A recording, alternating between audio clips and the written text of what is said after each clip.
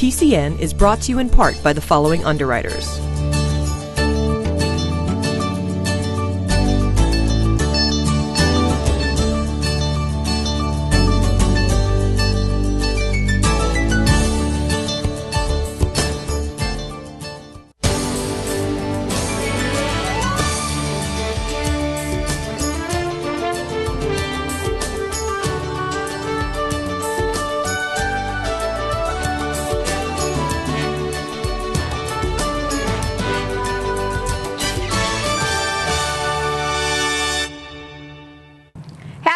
And welcome to another edition of PACTV Community News. We have a great show for you tonight with stories from our communities. We'll bring you to Plymouth Cinema, which hosted Beth Israel's infectious disease specialist and showed the movie Contagion for a Q&A on communicable diseases. We also have information on seasonal depression, and Doctor's Orders is back with nutrition information.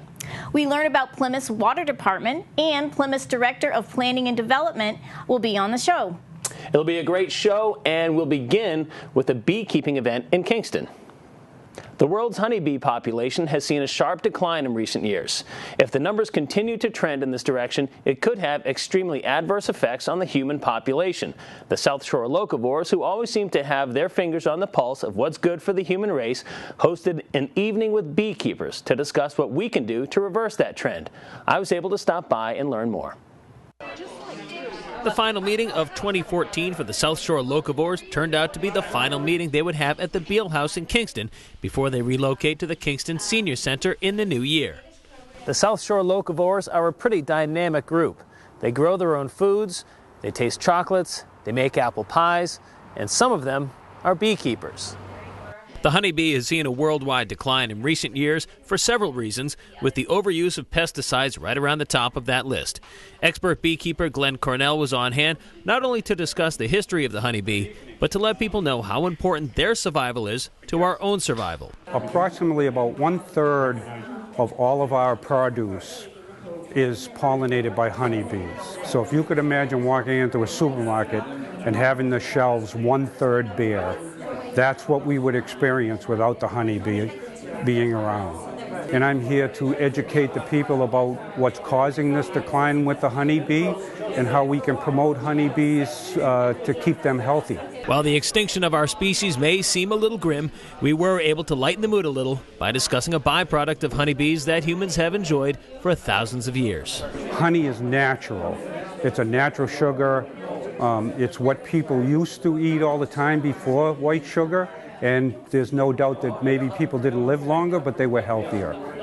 While there's still no scientific proof linking honey to actual health benefits, folks in attendance certainly enjoyed sampling the different types on display. We have a group of honey here today for people to sample. Different types from India, from a blend from China that's not real with corn syrup in it. We have light florals. There was also a Japanese knotwood honey from Kingston being featured. There's quite a selection to choose from, but hands down, the one I like the best is the local honey from Nelson's Bees. I tried all of them, and I like Joe's honey and the Alaskan Fire. There's one thing, or two, let me say two things that if I could impress on people tonight would be that even if you don't want to become a beekeeper, I want them to know what flowers that they want to plant, what trees they want to plant, and if they do have to use pesticides, I want them to use wisely and with minimal use. Reporting from the Beal House in Kingston, I'm Brian Sullivan, PACTV Community News.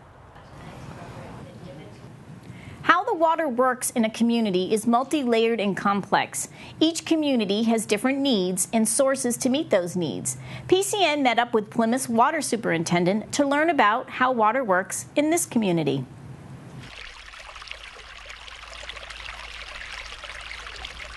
Our water system comprises of 12 gravel-packed wells. We have 6 pressure zones that these 12 wells supplies. There is 10 water storage tanks that these wells fill, and those tanks are what turns our wells on and off each day during different demand periods. Each well, like this one here, has some various chemicals that we treat the water from. We use 2 main products, which is sodium hydroxide, which is to raise the pH, and the other product is sodium hypochlorite, which provides a disinfection to the water as it travels from the well to each home out in the distribution system. Plus it also arrives in the tank, so those same products are found there as well. The disinfection is to fight bacteria and viruses and provides a measure of protection to the water system as the water travels from each well out into the system to each home and into the tanks and into our pipeline. This process here is our online analyzers.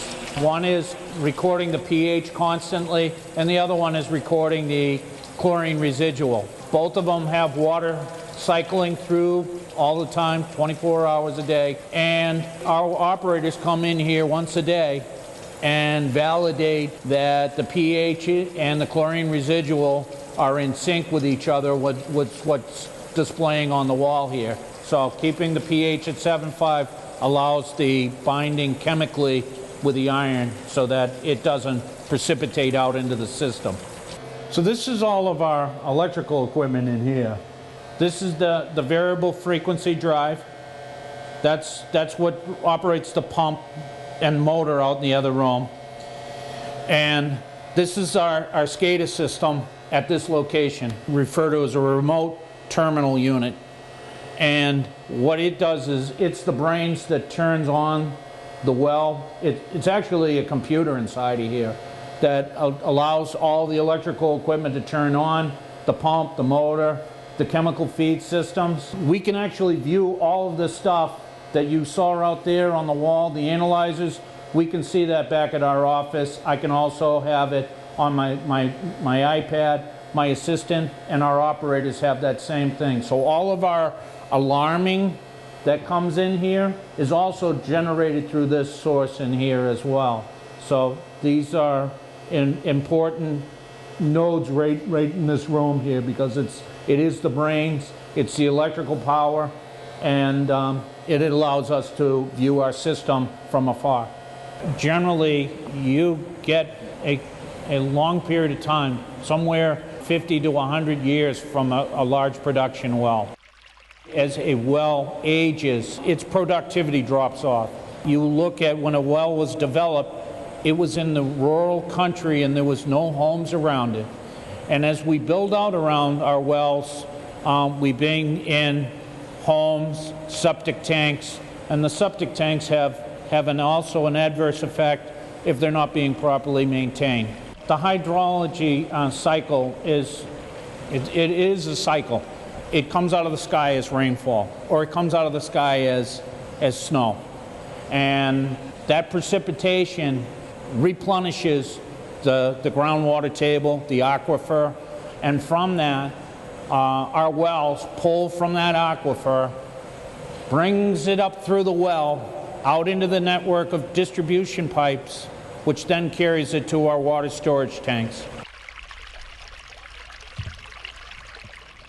As we enter the new year and prepare ourselves for a long winter, many can suffer from seasonal depression. The temperatures are cold, the sun's intensity changes, and this can be a difficult time for people. PCN met up with a therapist in Pembroke to understand this syndrome more. We prepare ourselves for winter in a certain way. We get our cars ready, we prepare our lawns, our homes, and that sort of thing. So I think if an individual realizes that they're less joyous during the winter months, there are definitely certain things that they should do in preparation. I would recommend that the first stop be to an individual's primary care physician. And usually what a primary care physician will do, will prescribe something called phototherapy, which is basically light box therapy. It's a light box that has natural and artificial light. A person can sit in front of it for a certain period of time each morning, and usually individuals will experience a change and a lessening of symptoms within as short as 4 days. But there's another way that we can also look at this as well, and I like to use the acronym GRAPES. And just easy as a way to remember things. G is to be gentle with yourself. And in that, I mean, find the things in your life that bring you joy and incorporate them. And that could be something as simple as, a nice bubble bath with music and candles, or it could just be, spending time with some close friends or a good book. Going back to our acronym, R for relaxation. And by this, I mean, a lot of people are able to incorporate yoga into their daily routine in the wintertime, and that is, of course, proven to decrease stress. Also, meditation is enormously important as well, because that could actually change the neural pathways in an individual's mind. So going back to our acronym, A for accomplishment. And this is something that I speak to my clients that struggle with depression all the time about. It's very, very important to establish a daily routine where an individual's getting up at the same time and going to bed at the same time. This helps them not overeat and incorporate regular meals. It also helps really them have a certain structure to their day, and this becomes very important. It's very easy to sleep the day away when you're depressed. So in terms of A, accomplishment, set a daily regimen or routine. We also have P for pleasure. Now, I realize this is not a possibility for everybody, but if there is a way that an individual can take off, can go somewhere warm where there's a lot of sunlight and maybe sit on a beach and plan that winter vacation, it can be very, very helpful. It will lift them emotionally and physically from the dark space that they're in and allow them to kind of redirect themselves and possibly, lessen some of their symptoms. And going back to our acronym, E for exercise. Sometimes even just going for a short walk can be incredibly helpful for an individual. I realize that in the wintertime, snow and ice might prevent this and it might make it difficult for a person. So if indeed that is the case, I would say, hey, hit your local gym and choose what exercise machine you're on based upon which one is nearest to the window. So hit the treadmill closest to the window or the cycling machine or whatever it is as a way of sort of getting some exercise. Extremely helpful. And lastly, S for social. And this is a key place and a key point to stress, because I think with depression comes a certain amount of isolation. And that isolation winds up breeding the depression even more. So the longer somebody isolates, the worse they become. They're sitting with their own thoughts, they're losing perspective. And so the best thing is really to try to reach out to another individual. Surround yourself with people that care about you, that can give you that reality check, remind you that these feelings are temporary, and of course give you a better perspective on your life. And finally, I just wanted to say that if somebody's symptoms are very strong, so that they have suicidal thoughts, they're feeling absolutely hopeless, I think it's important to reach out for some professional help and, to connect with a psychotherapist or possibly even entertain the possibility of doing an antidepressant just for those winter and darker months throughout the year. With much in the news about Ebola, Plymouth Cinema hosted the movie Contagion. They invited the communicable disease expert from Beth Israel Hospital to talk about how this area can be educated about diseases that may affect any community.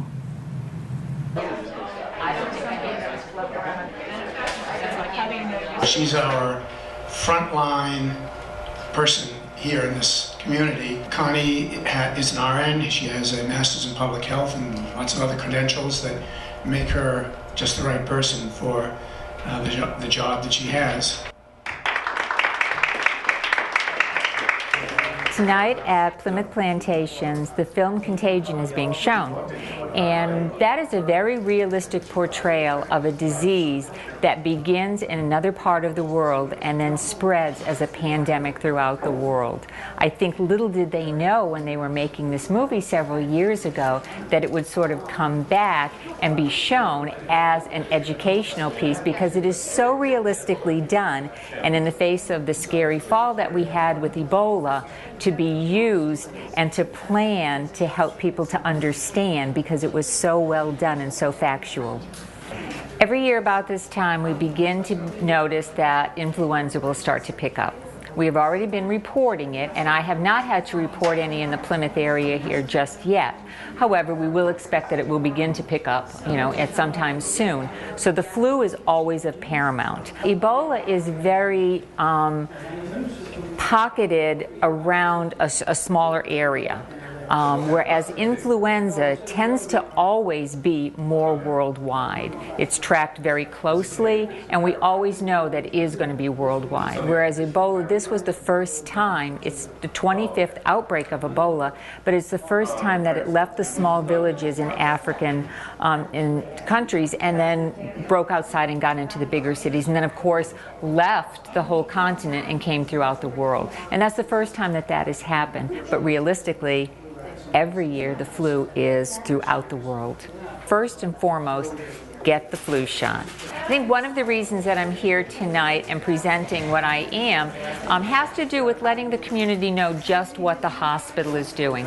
All hospitals do prepare for emergencies. We have an emergency preparedness committee. We have people that head that up. We are always looking for emergency preparedness. Now that can be anything from the utilities that can be hampered, say the water or heat or air conditioning. It can also be that we suddenly get an influx of patients, or we get something that is so dangerous coming through like Ebola that we want to have extra care of what we should do to prevent the spread. So emergency preparedness is built into the very nature of how we work and is always being looked at and planned for.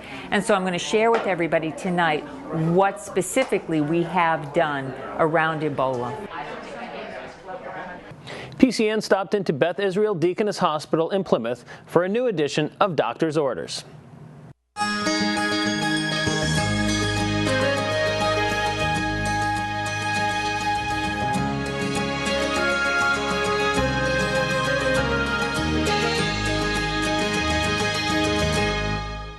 Hi, my name is Marcia Richards. I am a registered dietitian here at BI Deaconess Hospital, Plymouth.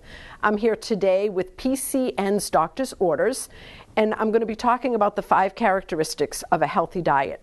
The first is adequacy, and what this means is that we get all of the nutrients that our body needs for health.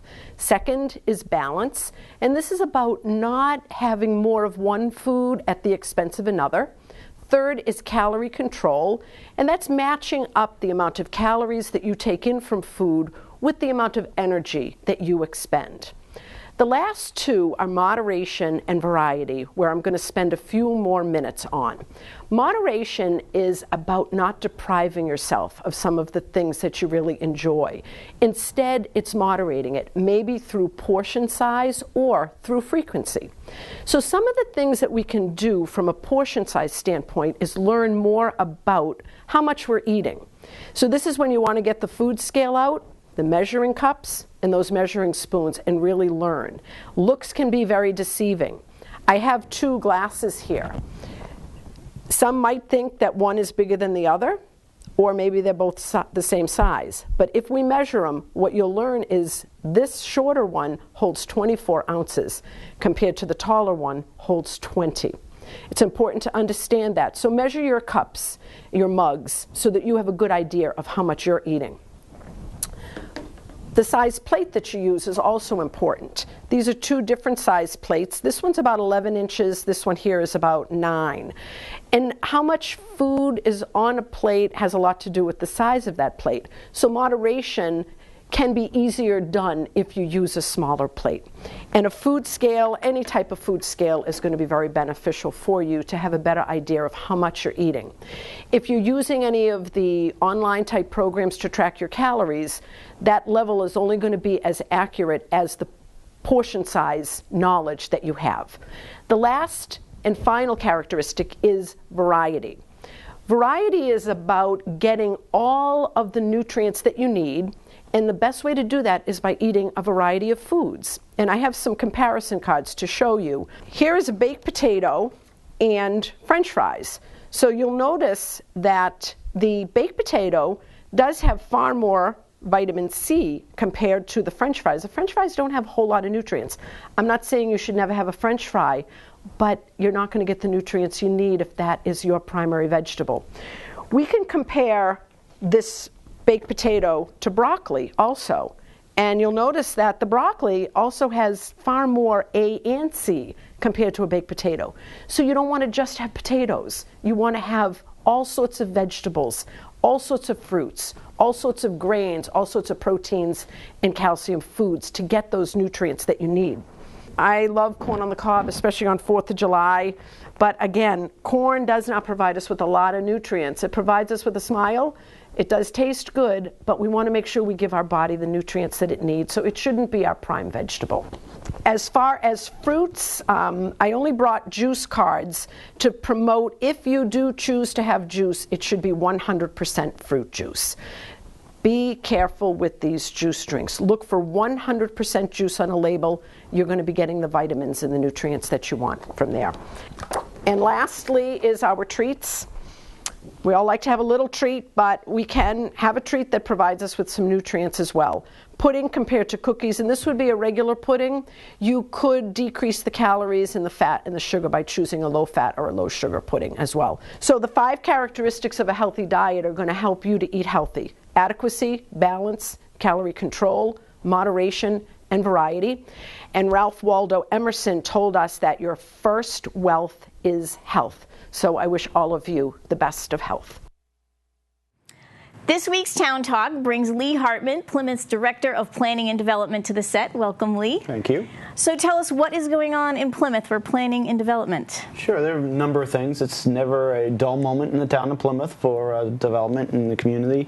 Right now, one of the more exciting projects that's going on is the 80 Makepeace Company, which has a project, used to be called River Run, now it's called Red Brook. This is very South Plymouth, yeah. right? So we're Used to be called Red located Brook, yep. between Wareham Road and Bourne Road, and they've started work on their project. They've got 2 neighborhoods under construction right now, and I think more exciting than the homes themselves that are being built is they're also building a YMCA at that site too for the community, and so that's under construction now. And is this YMCA, this is for anyone in the community can join this YMCA? Yes. And what kind of programs do they You would plan? have to talk to them more about their programs themselves. I think we've spent a lot of time working with the YMCA and 80 Makepeace Company to actually get the actual physical structure built. Okay. And so maybe that's a good topic for a future show about what they'll actually offer Absolutely, there. but they'll probably have some after-school programs, and so things that the community exercise and all that, but also other programs that they'll have. That's great.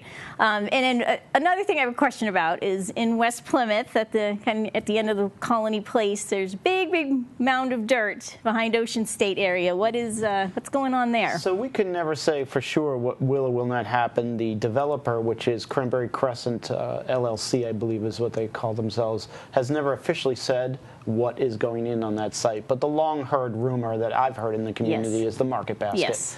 And we've gone recently through most everything that's needed for approvals, and the Zoning Board of Appeals says, without listing, I think the final thing is listing the names of the actual tenants there.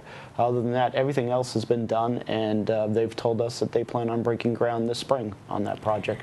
300,000 square feet. It will include some restaurants, a market, I'm told, of some sort. Okay. And so there'll be other things in there other than a market. Yeah. Right. Okay.